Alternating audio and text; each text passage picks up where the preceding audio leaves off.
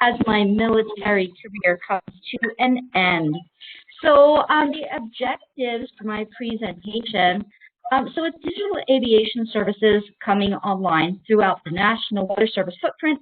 My objective for this presentation is to answer the who, what, when, where, why, and how of digital aviation services. So what is digital aviation services? Why is the National Weather Service changing its terminal aerodrome forecast writing process? How are the new tasks produced? Who monitors the National Weather Service tasks? What are the benefits to digital aviation services? Where are TAFs and other NWS aviation information located for access? And what is the future for digital aviation services? So there are 122 National Weather Service weather forecast offices throughout the United States, including the territories of Guam and Puerto Rico. Each WFO has a county warning area for which it is responsible, with the WFOs managing tasks for the airfields that reside within that CWA or county warning area boundary. I've used my office, the Great Falls, Montana Weather Forecast Office, and our county warning area. An example here, the purple area in the is the CWA or Great Falls, Montana Weather Forecast Offices. There are 8 airfields requiring tasks that reside within the WFO Great Falls CWA, and it's the Great Falls WFO meteorologists who write those tasks every 6 hours. So as far as weather forecast office aviation goes, the terminal aerodrome forecast is a 0 to 24 hour, sometimes 30-hour forecast of aviation critical weather elements specific to a 5 nautical mile radius from the center of the airfield. It's common for tasks to be issued every 6 hours, with some offices issuing tasks every 3 hours. Tasks are monitored continually 24/7, 365, and amended as necessary, in most cases using airfield ASOS reports, satellite, and radar to amend for wind, visibility, weather, and sky.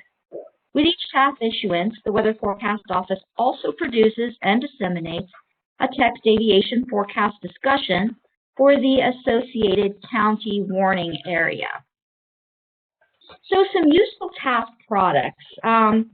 So task products can be accessed by going to aviationweather.gov, and then if you select task toward the top of the page there, you'll be able to access the task page, and if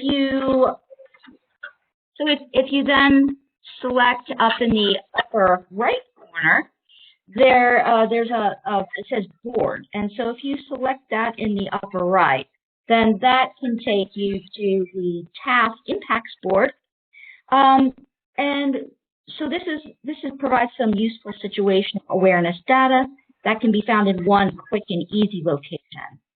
So in the example that I have shown here, the Great Falls International Airport Identifier, KGTF, is entered into the IDs box in the upper left of the page, highlighted there with that red oval.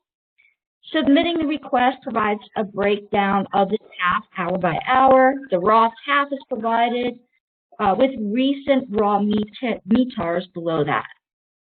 If forecast discussion is selected at the bottom of the page, the aviation forecast discussion text product will be displayed. As mentioned previously, the aviation forecast discussion is written by the WFO or Weather Forecast Office meteorologist. It includes information on weather data that will impact aviation throughout the county warning area for the duration of the task period. So another way to access the aviation forecast discussion is to go to aviationweather.gov/FCST-DISC and to select the CWA of interest. So having worked very closely with pilots for many years, I know them to be very weather savvy, And for those pilots who want a more detailed meteorological discussion, the area forecast discussion can be accessed by going to the Weather Forecast Office homepage and selecting Forecast, then choosing Forecast Discussion.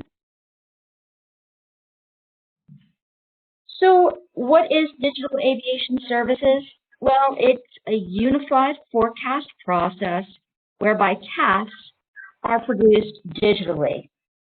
For meteorologists, DAS is a set of forecast grids, procedures, a smart tool, and a task formatter.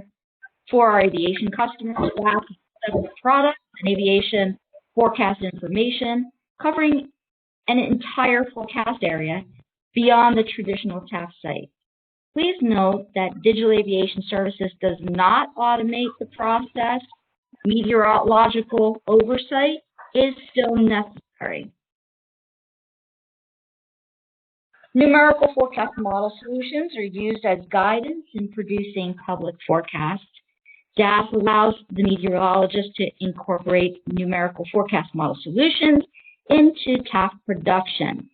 Some of the benefits of this include horizontal consistency between aviation forecast graphics and tasks, horizontal consistency between aviation forecast graphics, tasks, and the public forecast, and horizontal consistency of tasks from one weather forecast office county warning area to another. All of this with a focus on the user. So Digital Aviation Services produces two new national digital elements, ceiling and visibility, for all gridded points in the entire county warning area, and meets the increasing demand for consistent high-resolution weather information. The current and potential benefits of Digital Aviation Services allows for continued growth and improvement in meeting the needs of a variety of customers. The Digital Aviation Services task writing process begins with analysis performed by the meteorologist, who then makes forecast decisions based upon meteorological reasoning. And of course, when all else fails, there is always the dashboard or the dartboard. Next, the public forecast grids are created for each weather element through time. Then the aviation forecast grids are created. This is where a meteorologist can select a forecast model, as you can see in the upper left area of that GUI that's showing, and run it over selected elements for a chosen task period. The aviation forecast grids are created using the selected model solutions as well as weather elements from the meteorologist's public forecast grids. At this point, the forecaster will ensure that the grids are representative of the forecast, make changes as necessary, and work to create smooth transitions between county warning areas by collaborating with neighboring weather forecast offices.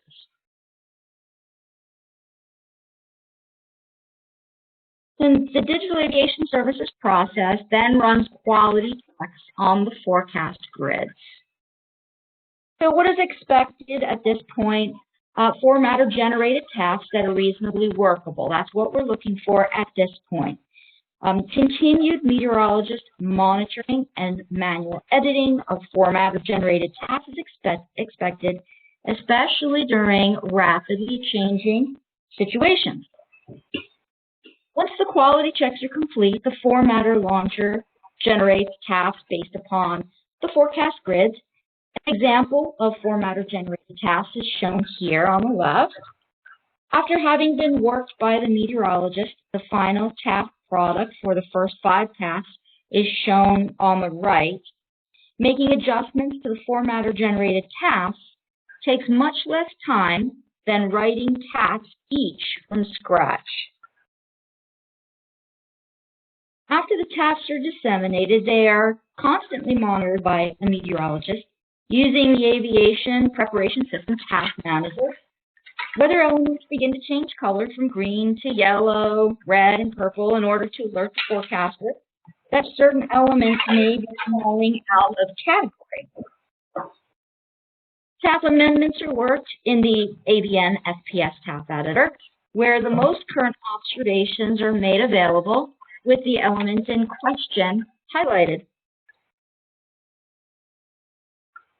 So in addition to horizontal consistency all around, some of the added benefits to digital aviation services come as a result of the time-saving aspect process.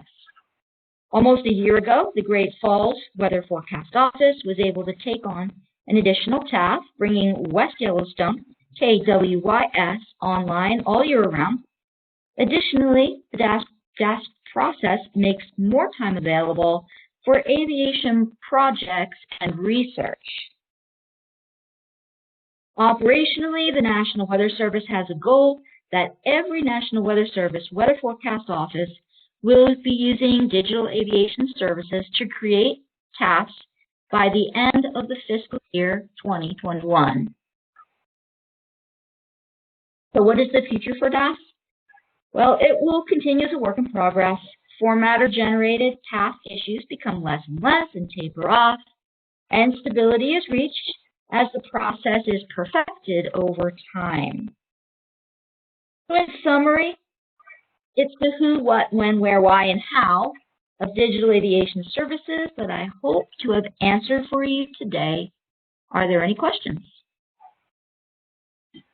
Jane, thank you so much. It looks like we have one question in chat so far, and the question is, are MOS-type models and PIREPs incorporated into DAS? As far as the process goes, yes, they are. And so this is an amazing